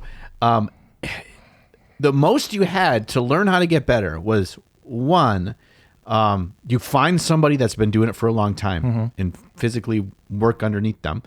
And that was, pardon me, I forget his name again, the young man. Dylan. Yeah. Dylan. Yeah. He told me his story of how he got good. Yeah. He worked with Bennett. Yes, he worked with Bennett. Yeah. He said he was like a high-level commission painter and competition painter. And so imagine you're 15, 14 years old and just learning from that. Yeah, you were apprenticing to a master. Yeah, he was an apprentice. That's the way he described it. And you otherwise, like, think how many hours it takes you to improve when you have no outside influence, right? You get maybe 2 pictures and 2 awkward paragraphs in a White Dwarf article of how they painted this flag. Yeah. Now, decipher that and learn it yourself. It's just a totally different age. And so it feels like, just like the information age we live in, of speeding up faster and faster, our ability to absorb and learn from each other is going faster and faster. Yes. Yeah, the stuff you guys do, it's so helpful to new people, I'm sure. Just the tips that you're giving, the techniques that you're sharing, even the paint review. I mean, all these things help consolidate your process. And I'm always a little taken aback when I'll be on Facebook or something, reading something, and I'll see someone post something like, I want to paint this miniature, post pictures of yours so I get inspired. Yeah. I'm like, or, I want to use this color, but I don't know what it looks like. What should I do? Try it. That's what you should do. Experiment, practice. That is a problem. And so the internet sort of breeds a bit of a laziness, I think, because people want the information at their fingertips rather than just, try. There's no harm in failing. Try and fail. Yeah. Fail a bunch of times until you get good, right? Yeah. And I don't mean that as a criticism. It's just that is also a way to learn versus someone just sort of handing you the answers or telling you what they think is the best. That might not work for you. Yeah. But, what you guys are doing is providing tips and hints and clues, and that's really helpful. But, when people are just asking for an answer, I find that a little discouraging sometimes. Like, just try it, man. Just put paint on the figure. Yeah. See what happens. It comes from a place of, like, wanting to get all your ducks in a row before you start a thing. Yeah. So I have, like, the right tools, the right model, the right approach. I'm not going to ruin this model that I invested money into. There's an element of that. I mean, models are expensive, right? So, you can repaint it, and also we have a whole discussion about that, and in my head, it's not a good excuse. But yeah, okay. So we're kind of coming to the end here. Is there anything else you wanted to say about what you have here? What you have on your prepared? No, I don't think so. I thank you for the opportunity to sort of talk about some of this stuff and sort of showcase where where we come from. I think it's important to kind of know, where this hobby sort of started. Yeah. I don't think I represent the best of the hobby, but I think I can speak for it a little bit about that time. And like I said, there's a long history of hobby and miniatures and games in the Twin Cities area. And that might not mean a lot to folks outside of this area, but who watch your show. But I think it's important, and I think that all builds into how we learn from each other. Like I said, instead of there was no internet, but there was Jim and Jeff. Right. And we were kind of notching each other up. So find a group of friends, paint with your friends. Try things with each other. Try to compete against each other. That's how you do it. You don't need. And you can do it virtually. You don't have to have a Jim and Jeff in your neighborhood. Absolutely. And a lot of these groups online, that's what they're doing. Sharing photos of things that they've done and getting inspired by those things. So it's one big hobby. Everybody in the pool. I feel like I can officially anoint Don as mini painting Gandalf because he is just Do I have to wear the hat? A font. Yes. A font of wisdom, Wisdom. calmness, Wisdom is what we lack. and understanding that these two little hobbits are going to be okay because we have Gandalf. Oh, that's high praise. Thank you, gentlemen. I'm not wearing the hat, though. I'm not wearing the Gandalf hat. Oh, man. Well, I hope the Goody PP's got something out of this. Hey, The Goody he PPs. said it. The He Goody said it. PPs. God That's damn right. it, Don. So okay, but I have a question. So you Trying got to your kill Goody this? PPs Yep. and you got your D suckers. Yep. How do you tell them apart? You can be both. It's Oh, really okay. You it's can the be- it's not willingness. exclusive. It's the willingness of the participant. Okay. If you want to be a sprude or a spruette, or you want to be Okay. a D sucker, you want to Right, be a right. goody PP, Okay. you get a pick. All right. You know. I was a little confusion about that. But Yeah. It's a check all that apply box. Yeah, yeah. That's a good way to You say can it. be in every category. Yes. Got it. Awesome. We welcome you all in every category. We have another ad spot in today's episode, and this one's a little bit special. It comes to us by a good fan of the podcast by the name of Wesley. And Wesley wants us to learn about Give Well, so he is helping us promote Give Well today. Donating money can be a wonderful, selfless act, but how can you feel confident in your donations are improving and saving lives in an effective way? You could do weeks of research to find charities that are out there, what programs they run, and how effective those programs are, and how the charity might use your money, or you could just visit GiveWell. There, you'll get a short, vetted list of the best charities they've found at saving and improving lives per dollar. GiveWell spends over 20,000 hours each year researching charitable organizations and only recommends the few highest impact, evidence-backed charities they've found. GiveWell has 15 staff researchers that have backgrounds in economics, biology, and philosophy, spending over 20,000 hours each year looking for the best giving opportunities that will maximize donors' donations. What we're trying to say here is that it takes a lot of work to really figure out where the best place to spend our dollars to give. And GiveWell does that work for us. So we're ensuring that the money that we give are going to hit those people that need it the most and create the biggest impact. Over 50,000 donors have donated $750 million using the GiveWell platform, and research suggests this is impacting tens of thousands of lives and saving many more beyond that. And here's the best part. GiveWell is free. GiveWell wants to empower as many donors as possible to make informed decisions about their donations. They publish all of their research and recommendations on their site for free. No sign-up required. They allocate your tax-deductible donation to the charity you choose without taking a cent themselves. I support a child named Soul in Eastern Europe through World Visions, and while they're not one of GiveWell's top places to donate to, it was really cool to use the platform to see how World Visions allocates their donation dollars. If you've never donated to a GiveWell recommended charity before, you can have a donation matched up to $250 before the end of the year, as long as the matching funds last. To claim your match, go to givewell.org and make sure to put in Trapped Under Plastic at checkout. That way they know where you came from and can match your donation.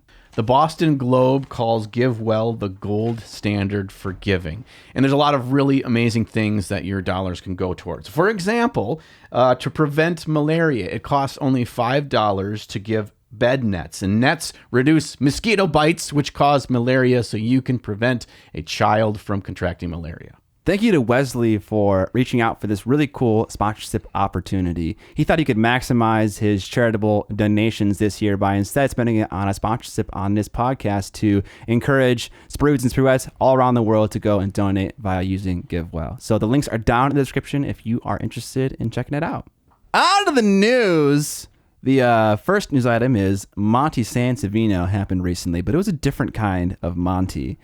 It seemed like it was... Was it the full Monty? Okay, guys. I got that.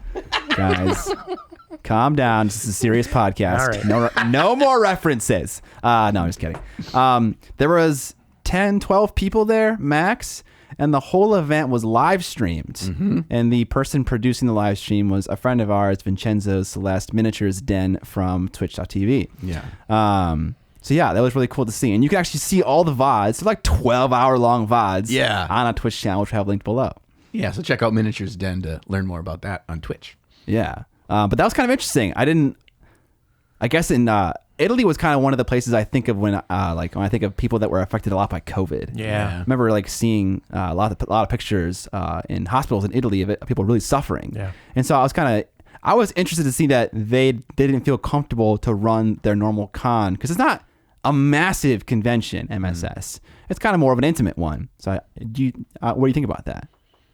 Yeah, I think since their country early on was hit very hard with the pandemic, as far as that I've kind of kept track on how it's going over there, that they're still very serious about it, and I think it's more of a preventative thing. Yeah. And for international travel and stuff too, I don't know how much international travel is allowed into Italy right now even, so that might be part of it. So Don, you want to talk about a news section, and I want you to talk about this crazy game where Michael Myers is coming after you, but that company has got another game coming out? Yeah, so it's Blacksite Studios, and they've got they just launched a pre-order for a new game they have designed called Violent Dark, and it's listed as a cooperative sci-fi horror miniatures game where the crew of a massive corporation ship takes on various threats from the galaxy. Oh, right. And their miniatures are all resin. They're really nicely done miniatures. And as I said, I think they do a lot of MDF terrain. So they've designed this whole sort of like ship inside where you can, and it's played on a 2x2. It looks really cool. Okay. So, and the stuff that I've gotten from them for Don't Look Back is really top notch. So I'd recommend this one. Yeah. It's kind of similar to Space Hulk, an idea, or no? Yeah, kinda. Okay. I think the crew are humans. They're, a little bit more alien, Ridley Scott feel. Yeah, a little more of that feel to it. So the humanoid crew fighting against whatever shows up on the ship. So on the ship. Okay, so you're not like killing things out in the galaxy. I don't think so. Okay, it looks like it's what happens on the confines of the ship, but I'm sure they'll expand. They do a real good job with expansions for other stuff too. So I think Blacksite Studio needs to hire a Hobby Gandalf to be their spokesperson because he seems to sell this stuff really good. I'm already envisioning me playing these games, and I don't even know how the rules work. So. It's all about the story, right? Yes. Then the narrative. All right, what is this Cult of Paint clarification here? Okay, so in our last episode, probably somebody named Scott, said that Cult of Paint was a subsidiary of Element Games. And we got a little actually in the comments section by none other than Cult of Paint themselves, clarifying that they are not a subsidiary of Element Games, but they do have like a partnership in regards to their airbrushes.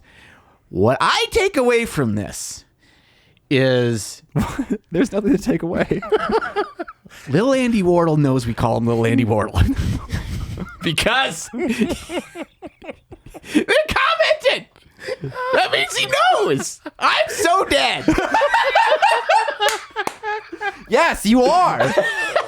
Also, I didn't say they were a subsidiary. You did. Did I? No, I didn't. Yes, it was. No, it wasn't. Let's check the footage. Tape. Really, let's just blame Blake. Yeah. What? Not Blake. Our Goblin Writer, bro. James. Oh, right. it was the Goblin Writer. The Goblin Writer. Oh, yeah, it was him. He's not here right now, so we can blame him. It's always the intern's fault. Yeah. He's not on set with the rest of the crew today, so we can blame James. I didn't see him in the green room earlier, so I'm not sure where he was today. Yeah. So, okay, he had it there, and I watched the episode, and you read it off, but it was whatever. Yeah, we got corrected, and we were wrong. Sorry. So yes, Cult of Paint. Sorry, Cultus. They watch, and they know. And yes, we are dead. I will assume that it was Henry that wrote it, because the way I read it in my head was Henry's voice when I read that comment. So, but either way, I'm in trouble. So the takeaway from this is, when you say stuff on here, it goes out on the internet. Yeah. And other people see it. Yeah. So you got to be careful what you say. Yeah. Right. My brain usually doesn't compute that. We often forget that fact. It can happen. Yeah. All right. D&D Hard Plastic Minis on Sprue. I saw this. I saw Goobs. Goobs was showing these off, I think, in a recent video. Yeah. I got... Is that them? This is them. Oh, nice. I got this. My buddy Joshy gave this to me because he got it for Free RPG Day. And I didn't realize until I saw Goobs' video the other day that you could just contact WizKids and, they maybe send you some to show off in a video. But way to go on you, Goobs. My takeaway on this, one from watching Goobs' video and having these in hand myself, the quality is legit. Yeah, no kidding. Like, they're really crisp. The detail's nice. And you get a bunch of bits with it. You get multiple heads in the things, you get multiple hands. You get all these extra things that can go on basing. One cool thing that I saw on the website, because I checked their site to see how the update was, if you buy like a box that's got skeletons in it, and say it's got 5 skeletons in it, there's these little things that can go on bases, and they call it's their way of numbering things. So one of them will be a little bit that goes in the base that's got 1 arrow in it. Another one will be a bit that's got 2 arrows in it. The next one's got 3 arrows in it, all like naturally pushed into the ground. And I'm like, what the hell does that mean? And then I thought about it. When you're playing a game in Dungeons and Dragons, you're playing a war game, whatever, and there's 5 skeletons, which one are you attacking? Which one has been damaged? Whatever. It's a way for you to like subtly keep track of who is who. Yeah. Yeah. And I was like, man, that is really smart. Very innovative. Pricing on these, I saw the pricing for an individual like hero character was like $15. For a slightly bigger one was $25, and they go all the way up to like $100 for a big Baylor model. Yeah. They have multi-kit boxes that are between $35 and $50. So they're not that far off from Games Workshop. Although I would say like a single figure in Games Workshop's like $35. That's a pretty big thing. But they're not cheap, but I think the quality kind of makes it that price, not that. So this is like a Hansel and Gretel like witch, because I see like the gingerbread like man and Baba Yaga or something. Yeah, she's really sort of. She's a night hag in Dungeons and Dragons terms, but yes, she's very much a Hansel and Gretel witch. Scale wise, this looks a little big. Yeah, I'm not sure if she's a standard humanoid or if she's larger than that, but she looks. I mean, this is on the upper bounds of 32 millimeters. Yeah, so night hags are a little bit bigger. Oh, they are bigger. Okay. Yeah, they're like, I think. In the lore, night hags. Back to that. Nice. Back to the lore. I think they're roughly 8 feet tall. Oh, okay. Whoa. So then that makes sense. They're big. Yeah, they're big. But yeah, like the heroes from I watched Goobs' video, they feel like roughly Age of Sigmar size, a little bit smaller. Yeah. But not too much. Scale creep is a thing. Everything just keeps getting bigger and bigger and bigger. Yeah, like when I think of this awesome Chaos Dude, and I think of like today's his classic version, it would be twice the size. Yeah. They're enormous now. Yeah, so this is significant with D&D because all their previous miniature offerings were pre-built and sometimes pre-painted. Yeah. So now we've reached a level of like, okay, now you got to clip the shit out and clean it off and glue it and prime it before you even get to painting. And so I'm curious how their audience is gonna take that. I thought I remember hearing from various stores that the pre-painted and pre-assembled models sell like crazy. Yeah, pre-painted D&D stuff, because you can get stuff ready for the table with just going and spending $30. Yeah. I think, to me, the biggest exciting thing about this is from the character perspective, that this is a character I'm going to be playing for months or years or whatever. And so when I buy the Elf Ranger, it's got 4 different heads. It's got 4 or 5 different weapon swap options. It's got some slight change in pose. So you actually, the way you wanted to play your character, you can buy that one kit and you can have it look like that. Yeah. Which is really cool. Instead of you buy a thing, it looks exactly like that thing. Everybody's looks that way. Right. I'm with you, Scott. I don't know how their audience will receive this, because I think a lot of D&D players, like you said, just want to get stuff on the table. But, this sort of pushes into the realm of, the D&D hobbyists. I don't know if that's a slightly smaller market, but these are legit. I mean, maybe these are, attractive to collectors too.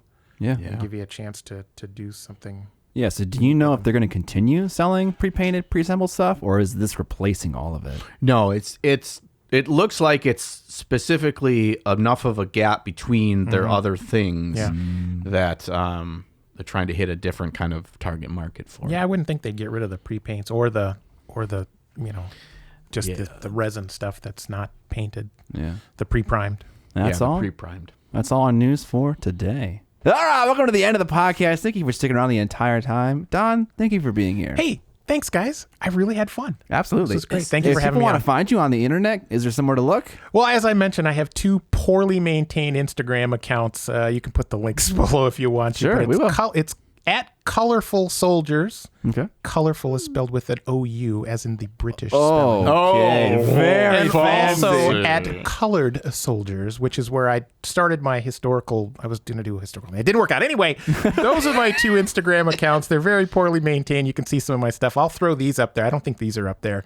So I'll throw the diorama up there for some people want to get a closer look at that. There's going to be a lot of goody peepees now following you, so you better. You think so? You have to really. They're going to crank be really it up. Disappointed Crank it up. at my rate of production. Go for once a week. I think once a week you can throw up one picture. I think that's we'll see where it goes. I'm inspired. What I find is that if I give myself that reasonable expectation, and I encourage all goody peepees to do the same, if I share somewhere out in the universe once a week something I've painted, it kind of tells me, like, in my brain, am I hobbying? Am I keeping this up to date on this? And it makes me feel like I'll accomplish more if I've got to share it. I'll shoot for it. You can do it. They're still going to be disappointed. Hobby Gandalf doesn't have time for photography. He's into it. He just talks about lore. That's it. That's going to be all of his Instagram stories, just talking about lore. Yeah. I'm going to post pictures of lore. Yeah, He'll just be writing. Just his finger pointing to a paragraph. Pointing to a paragraph in the book. That's it.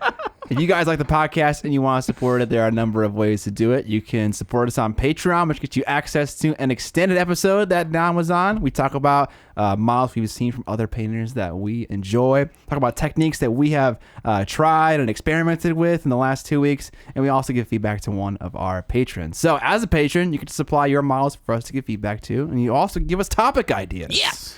So all those things, if you're not interested in spending your dollars, you can watch our free episodes on YouTube with ads disabled. We run an ad every 30 minutes. You can give us a rating on Stitcher, Apple Podcasts, Google Podcasts, or you can tell your nerd friends about us. All forms of support. We love them all. Yeah. And since the holiday season is upon us, if you want to give yourself a gift or you want to give another nerd person that you care about a gift, you can consider getting them a Trapped Under Plastic shirt. Oh, yeah, the shirt. You can get the new Goody PP Destroyer of Tendies shirt, which is hot. Gotta have it. All right. It's the hot item for Christmas. You guys say flippity flop. All right, you ready? What are we doing? Flippity flop? I'm going to say we'll catch you on the, and you say flippity flop. Okay. You ready? All right. All right, we'll catch you on the flippity flop.